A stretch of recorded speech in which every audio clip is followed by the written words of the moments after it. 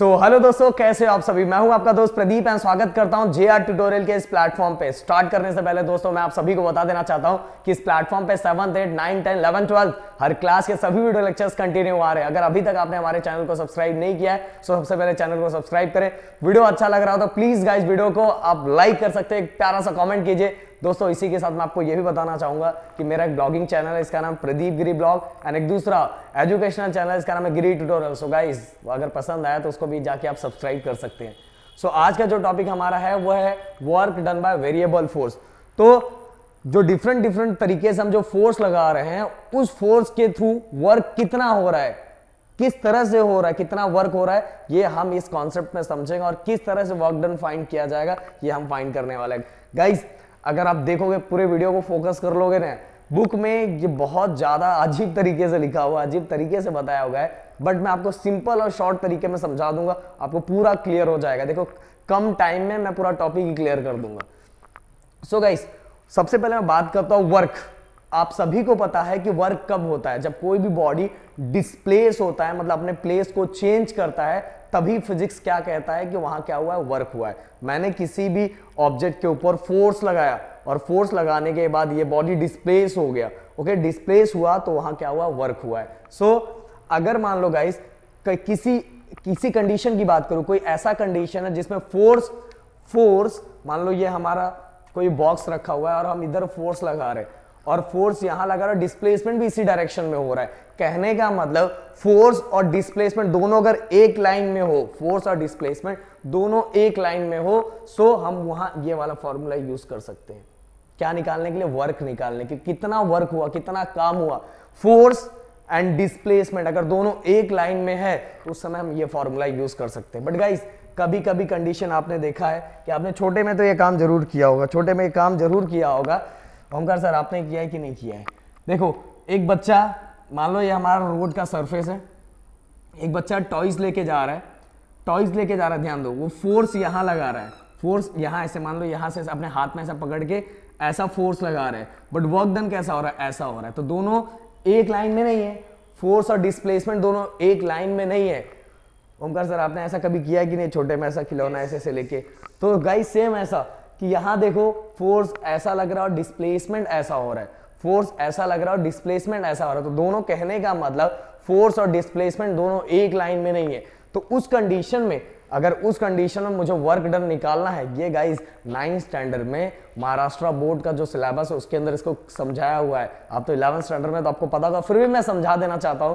मेरा नहीं, आपका आप मतलब मुझे ऐसा लग रहा है कि मुझे एक्सप्लेन कर देना चाहिए था, इसलिए मैंने एक्सप्लेन कर रहा हूं। तो ये जब कंडीशन हो, उस कंडीशन में अगर मुझे फाइंड करना है कितना वर्क हुआ, सो मुझे एफएस मतलब फोर्स, डिस्प्लेसमेंट और कॉस थीटा, ये जब मैं अप्लाई करूंगा कितना एंगल क्रिएट हो रहा है, ये जब मैं यहां लिखूंगा तो मुझे मिलेगा कि इस कंडीशन के अंदर वर्क कितना हुआ। सो गाइस दोनों चीजें मैंने क्लियर कर दी, आपको समझ में आ गया होगा। अब गाइस अब मैं चलो ग्राफिकली आपको बताता हूं। अब मान लो जस्ट एग्जांपल,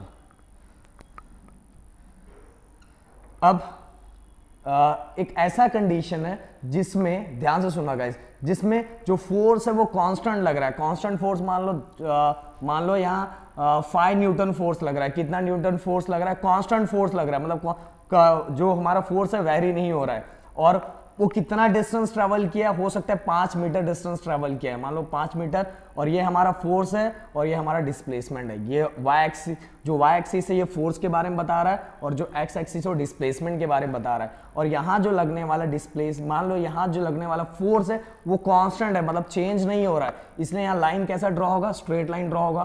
क्यों स्ट्रेट लाइन ड्रॉ होगा? क्योंकि फोर्स चेंज नहीं हो रहा है। अगर मैं ये दोनों को ज्वाइन कर देता हूँ, कितना डिस्प्लेसमेंट हुआ, इतना डिस्प्लेसमेंट हुआ और इतना, मतलब ये कांस्टेंट फोर्स लगा है। अगर मैं इस लाइन को फाइंड करूंगा ना गाइस, इसको इतने पार्ट को अगर फाइंड करूंगा तो मुझे पता चल जाएगा कि इस कंडीशन के अंदर वर्क डन कितना हुआ है। ओके, अब क्वेश्चन कि सर कैसे फाइंड करेंगे? सिंपल सी बात है, लेंथ और ब्रेथ फाइंड कर लो, दोनों को मल्टीप्लाई कर दो। लेंथ और ब्रेथ को अगर मल्टीप्लाई कर दोगे तो आपको मिल जाएगा कितना हुआ। लेंथ कितना है, जैसे एग्जांपल 10, ये कितना है 5, 10 5 जा 50, पता चल गया आपको, 10 5 जा 50, कितना वर्क डन हुआ 50। ओके, कितना वर्क डन हुआ 50। अब यहां फोर्स कितना था 10, डिस्प्लेसमेंट कितना ऑफा है, दोनों को मल्टीप्लाई कर दो, आपको पता चल जाएगा इस एरिया के अंदर कितना वर्क डन हुआ। तो गाइस इस तरह से आप फाइंड कर सकते हो। तो पहला ये मैंने बता दिया। अब गाइस अगर कोई ऐसा कंडीशन है जिसके अंदर आपको दिखाई दे रहा है, देखो जो फोर्स है वो फोर्स हो रहा है, वेरी हो रहा है, चेंज हो रहा है फोर्स, आपको देखो मैंने कैसा लिया था, स्ट्रेट लाइन लिया था। स्ट्रेट लाइन का मतलब क्या था गाइस, स्ट्रेट लाइन का मतलब ये था कि जो फोर्स है वो कांस्टेंट है, मतलब फोर्स चेंज नहीं हो रहा है। बस इस कंडीशन के अंदर गाइस लाइन ऐसा है, ऐसा लाइन मतलब कि फोर्स क्या हो रहा है, चेंज हो रहा है। पहले हो सकता है 10 होगा, देन हो सकता है इस कंडीशन में लूं तो 9 हो, इस कंडीशन में तो 8 हो, इस कंडीशन में 7, मतलब कहने का मतलब फोर्स क्या हो रहा है, चेंज हो रहा है, फोर्स क्या हो रहा है, चेंज हो रहा है। और जब ऐसा कोई कंडीशन हो जिसमें फोर्स चेंज हो रहा है, बट गाइस आप देखोगे फोर्स एकदम लीनियरली चेंज हो रहा है, स्ट्रेट लाइन बन रहा है। यहाँ लाइन कैसा बन रहा है, स्ट्रेट बन रहा है, ये देखो लाइन स्ट्रेट बन रहा है। और जब ऐसा कंडीशन हो जिसके अंदर फोर्स लीनियरली वेरी हो रहा है, मतलब एक स्ट्रेट लाइन में वेरी हो रहा है, आपको देखो एक स्ट्रेट लाइन ड्रॉ हो गया है ऐसा। जब ऐसा कंडीशन हो तो एकदम सिंपल सा, आप यहां अगर इसके अंदर आप ट्रेपेजियम का फॉर्मूला लगाओगे सो आपको सिंपल पता चल जाएगा।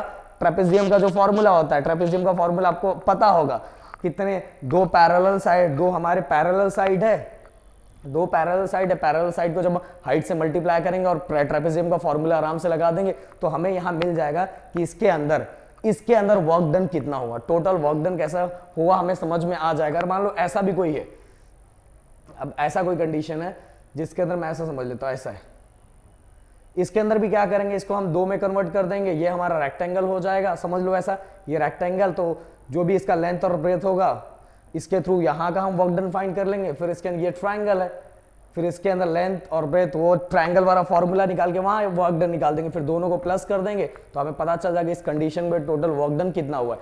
बट गाइस इसके अंदर आप देखोगे ये स्ट्रेट लाइन ड्रॉ हो रहा है, मतलब जो फोर्स है वेरी हो रहा है, बट लीनियरली वेरी हो रहा है, स्ट्रेट लाइन में वेरी हो रहा है। बट ऐसे कंडीशन में तो मैं ऐसा फॉर्मूला लगा के आराम से निकाल सकते हैं। बट गाइस एक ऐसा कंडीशन है जिस कंडीशन के अंदर आप देखो अभी तक फोर्स स्ट्रेट लाइन में बढ़ रहा था, मतलब लीनियरली बढ़ रहा था। ओके, बस एक ऐसा कंडीशन है जिस कंडीशन के अंदर जो फोर्स है नॉन लीनियर मतलब हो सकता है कभी ऐसा बढ़े कभी ऐसा बढ़े, जो लाइन ड्रॉ होगा कभी 10 पे चले जाए, कभी ऊपर चला जाए, कभी नीचे चला जाए, कभी ऊपर हो जाए नीचे हो जाए, मतलब जो अगर हम ग्राफ ड्रॉ करेंगे, लाइन प्लॉट करेंगे तो लाइन इस तरह का ड्रॉ होगा। तो अगर ऐसा कंडीशन हो जैसा यहां दिखाई दे रहा है, तो उस कंडीशन में जब हमारा जो फोर्स है वो नॉन लीनियर है, लीनियर मतलब स्ट्रेट समझ के चलो, नॉन लीनियर मतलब ऐसा कंडीशन, जब ऐसा कंडीशन है तो उस कंडीशन में हम वर्क डन कैसे फाइंड करेंगे। सो गाइस उस कंडीशन में वर्क डन फाइंड करने के लिए हमें इंटीग्रेशन का यूज करना पड़ेगा। किसका यूज करना पड़ेगा, इंटीग्रेशन। और इंटीग्रेशन में कैसे करते हैं गाइस, कि अब मान लो ये हमारा इतने स्पेस का, इतने जगह का हमें वर्क डन फाइंड करना है, क्या फाइंड कर, इतने जगह का वर्क डन फाइंड करना है। तो हम सबसे पहले क्या करेंगे, एक छोटे से स्पेस का हम क्या फाइंड करेंगे, वर्क डन फाइंड करेंगे। ओके, एक छोटे से स्पेस का, ये छोटा वाला जितना बॉडी यहाँ डिस्प्लेस हुआ, तो इस छोटे वाले पार्ट को हम ds ले लेंगे, मतलब इतना सा डिस्प्लेसमेंट। ओके, एकदम क्लियरली एकदम समझो गाइस, इतना छोटा सा पार्ट, ओके, इतना सा इस छोटे से पार्ट पे अप्लाई करके हम क्या करेंगे, वर्क डन फाइंड करेंगे। कैसे करेंगे, मैं एक फॉर्मूले के थ्रू, मतलब एक न्यूमेरिकल के थ्रू आपको समझाता हूं तो समझेगा। Over a given region of force vary as F equal to 3x square minus 2x plus 1. In this region, an object is displaced from x1 equal to 20 centimeter to x2 equal to 40 centimeter. ऐसा समझ के लोगों, जो displacement का initial position दिया हुआ है 20 centimetre और फाइनल पोजीशन दिया हुआ है 40 सेंटीमीटर। ओके, ये देखो कहां से कहां तक बॉडी पहले यहां था, यहां से यहां डिस्प्लेस हुआ, और इसके बीच का हमें वर्क डन फाइंड करना है। इस ध्यान से मैं आपको एक न्यूमेरिकल के थ्रू कॉन्सेप्ट को समझा रहा हूं, क्योंकि वैसे समझाऊंगा तो समझेगा नहीं। तो आपको फोर्स कितना दिया हुआ है, फोर्स की वैल्यू दी हुई है 3x square 2x plus 1। Okay, इतना दिया हुआ है 3x square minus 2x plus 1, ये आपको दिया हुआ और इसको पुट करके आपको फाइंड करना है। सो हमने क्या किया, इंटीग्रेशन का फॉर्मूला अप्लाई किया, हमें वर्क डन फाइंड करना है। x1 x2, f की वैल्यू कितनी है guys, 3x square minus 2x plus 1, okay, और d ऑफ x।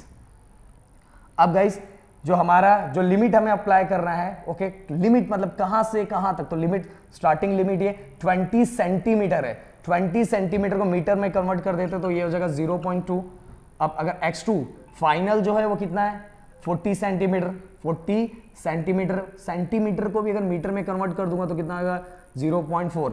सेंटीमीटर को मीटर में कन्वर्ट करने के लिए गाइस आपको पता है कितने से डिवाइड करना है, 100 से, ओके, 100 से डिवाइड करूंगा, नीचे कितना 10, मतलब एक नंबर के बाद जी पॉइंट लगा देना है, तो ये हो जाएगा हमारा 0.4। तो इस तरह से हम सेंटीमीटर को मीटर में कन्वर्ट कर सकते हैं। मुझे पता है आपको पता होगा बट मैंने बता दिया। अब गाइस मुझे इस पे इंटीग्रेशन अप्लाई करना है। मैं इसको पूरी तरह, अगर आपने स्क्रीनशॉट नहीं लिया हो तो प्लीज स्क्रीनशॉट ले लो, इसको मैं आपको सॉल्व करके बताऊंगा।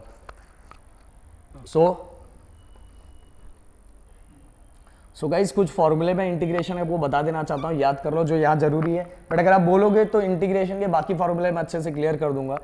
Integration of x raise to n, इसका क्या होता है x raise to n+1 upon n+1। अगर मैं एक इसमें आपके लिए समझने के लिए एक सिंपल सा कोई भी एग्जांपल लेता हूं तो x रेस टू 3 ये कितना हो जाएगा x रेस टू 4 अपॉन 4, जो भी नंबर उसमें +1 कर दो, ओके, यहाँ ऐसा dx लगा दो।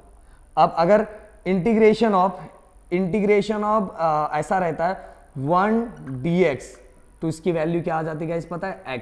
इंटीग्रेशन ऑफ 1 dx क्या हो जाएगा x, इंटीग्रेशन ऑफ 1 dx याद रखो x। सो हम चलो सॉल्व करना स्टार्ट करते हैं, आपने याद कर लिया होगा। सो गाइस इंटीग्रेशन 3x², ये 3 कांस्टेंट है तो बाहर आ जाएगा, और इंटीग्रेशन में x² dx क्या हो जाएगा, मैंने बताया था x⁻³ ओके। सो अब minus integration of 2x dx, तो 2 कांस्टेंट टर्म बाहर आ जाता है, तो x⁻1 है तो यह जाएगा x⁻²/2, then plus integration of 1 dx, integration of 1 dx क्या होता है गाइस, ओनली x होता है। अब सब पे हमें अप्लाई कर दिया हमने लिमिट, जो है हमारा 0.4 से 0.2, लिमिट बताना पड़ेगा ना कहां से कहां तक का फाइंड करना है। अब लोअर लिमिट और हायर लिमिट दोनों को एक एक करके हम पुट करेंगे। पहले हम पुट करेंगे, देखो लोअर लिमिट और हायर लिमिट, तो हायर लिमिट को हम पहले पुट करेंगे, देन हम किसको पुट करेंगे, लोअर लिमिट को, हायर लिमिट और लोअर लिमिट। सो 3 सबसे पहले x के जगह पे, सभी x के जगह पे हम हायर लिमिट पुट करते हैं, हमारा आ जाएगा, पहले हम कट कर देते हैं, देखो 3 कैंसिल, 2 कैंसिल, सो हमारा बचा x⁻³ x, सभी x के जगह पे पहले higher limit then minus then lower limit, तो x की वैल्यू क्या है 0.4 का cube, okay, minus x² 0.4 square plus x कितना है, x पहले मैंने वाला सभी में हायर लिमिट अप्लाई करना 0.4, ओके, ये हो गया हमारा।